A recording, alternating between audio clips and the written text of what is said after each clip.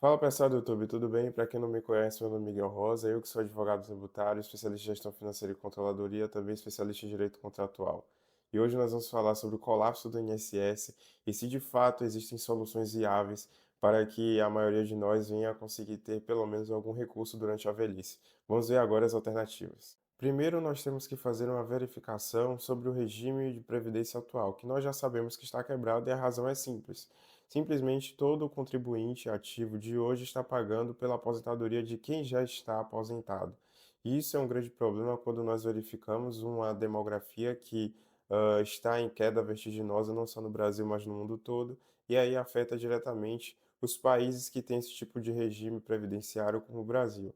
E não só isso, o problema ainda é agravado, já que boa parte da população, infelizmente, é basicamente uma mão de obra disponível, ou seja, ela não possui um CNPJ aberto com contribuição via INSS patronal ou com a CLT ativa, utilizando-se dessa forma a contribuição efetiva como empregado. Então, você possui aí dois grupos de pensionistas e, ao mesmo tempo, essa mão de obra disponível que, infelizmente, cerca de 50 milhões de brasileiros estão sobrevivendo de renda mínima universal, que seria aqui traduzida no nosso país como o CAD único. E daí vem as propostas que dizem que garantem a eliminação desse déficit fiscal a partir da sua utilização, como por exemplo a capitalização da Previdência. O que seria isso? Ao invés de você pagar para o aposentado atual como contribuinte, na verdade tudo que você contribuir vai ser acumulado em um fundo próprio em que você no futuro vai utilizar de forma gradual. O problema da capitalização é que, ao invés de resolver o problema, ela tão simplesmente posterga, porque no final você tem a sua aposentadoria alicerçada em perda fixa ou perda variável.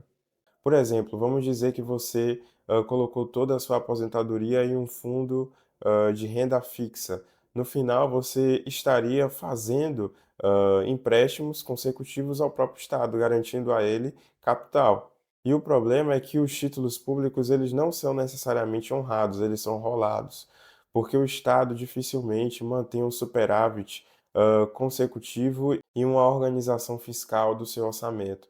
Então, o que acontece é que todo o título público que está para vencer e ser pago, ele simplesmente emite mais para o futuro, pagando o crédito atual com um crédito futuro. Ou seja, é como se você pegasse todo o seu dinheiro que está guardado para a sua velhice e emprestasse diretamente para alguém que já está acostumado a dar calotes. Só que com características ainda piores, porque ao invés de ser como El Salvador ou alguns estados que não imprimem a própria moeda e que são obrigados a ter determinada organização fiscal, o Brasil imprime a sua própria moeda. Então, ele tem a possibilidade de fazer esse calote branco infinito, aumentando a inflação monetária para garantir a efetivação dos pagamentos na atualidade. Mas vamos pressupor que você não queira permanecer na renda fixa, porque você não gosta dos títulos públicos ou dos títulos privados e não quer ter o risco de calote, seja ele efetivo ou branco utilizado pelo governo. Então, nesse caso, você teria que aumentar a sua parcela de risco,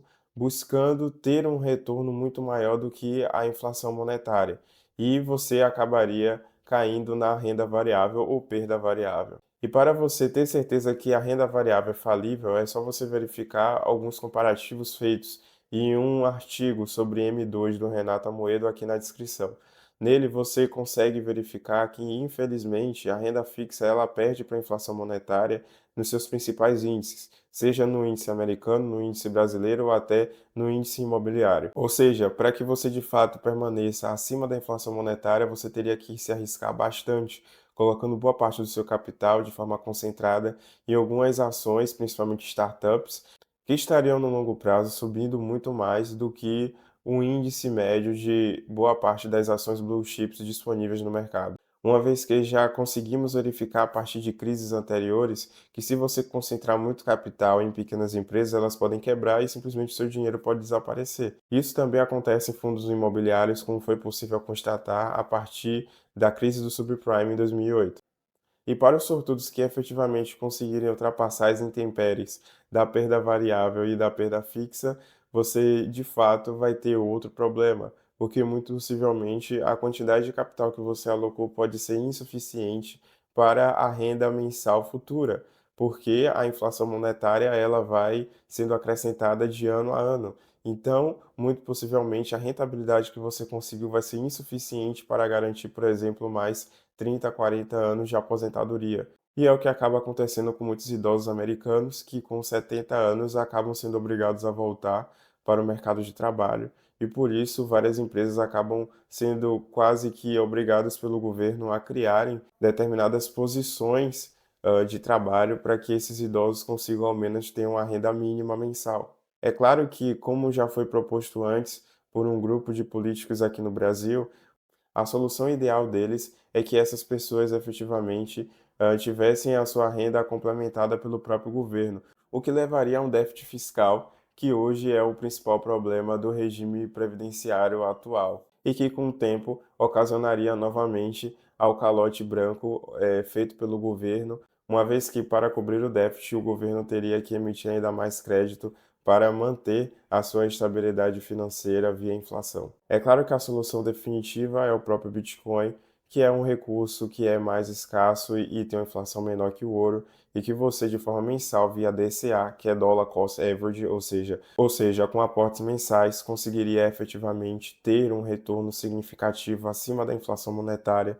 e assim, quando chegasse o momento que você verificasse que tem uma quantidade razoável e ainda com a manutenção do seu poder de compra, você poderia se aposentar tranquilamente, inclusive com a utilização de empréstimos colateralizados em moedas fiduciárias inflacionárias, o que garante que você consiga efetivamente ter um saque infinito de moeda fiduciária e se alavancar infinitamente enquanto o Bitcoin continua a valorizar. Então, esse é o principal benefício de você ancorar a sua previdência em uma moeda forte que de fato não vai se desvalorizar e simplesmente te deixar na mão quando você mais precisar.